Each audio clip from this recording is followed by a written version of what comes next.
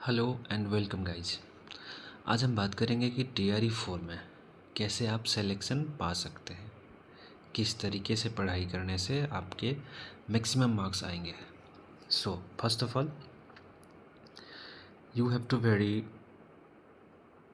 Consistent about what you read and what you eat. So basically the syllabus है change. Syllabus में PT और mains हो गया है, आप सभी को पता है। तो PT के लिए जो सिलेबस दिया गया है वो BPSC का जो सिविल सर्विसेज एग्ज़ाम होते हैं उसमें जो क्वेश्चंस पैटर्न होता है, उसमें जो सिलेबस है वही वाला सिलेबस को कॉपी पेस्ट किया हुआ है।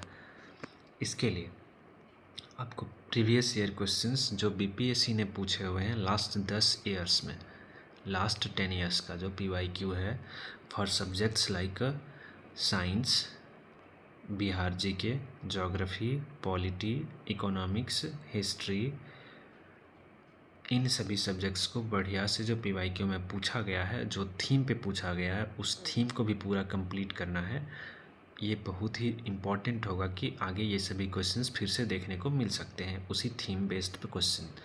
PYQ में क्वेश्चंस रिपीट नहीं होंगे, लेकिन वो जो थीम होता है, जिस थीम पे क्वेश्चंस आते हैं, वो थीम को रिपीट किया जा सकता है, इसीलिए ये इम्पॉर्टेंट हो जाता है। इसके अलावा और क्या करना पड़ेगा, तो और NCERT को पढ़ना पड़ेगा from class 6 to 12th of all subjects, क्योंकि अब PT में सिर्फ आपको आप ही का सब्जेक्ट नहीं पूछा जाएगा, because it stated that science, polity, economics, everything. So from 6th NCERT onwards to 12th class of NCERT you have to grasp it. उसमें जो नोट करके लिखा रहता है वो तो बहुत ही इम्पॉर्टेंट है, उसको तो पढ़ना ही है। और जो क्वेश्चंस उसमें लिखे होते हैं, सारे क्वेश्चंस को ठीक तरीके से पढ़ करके उस क्वेश्चंस का आंसर उसमें से निकालना है।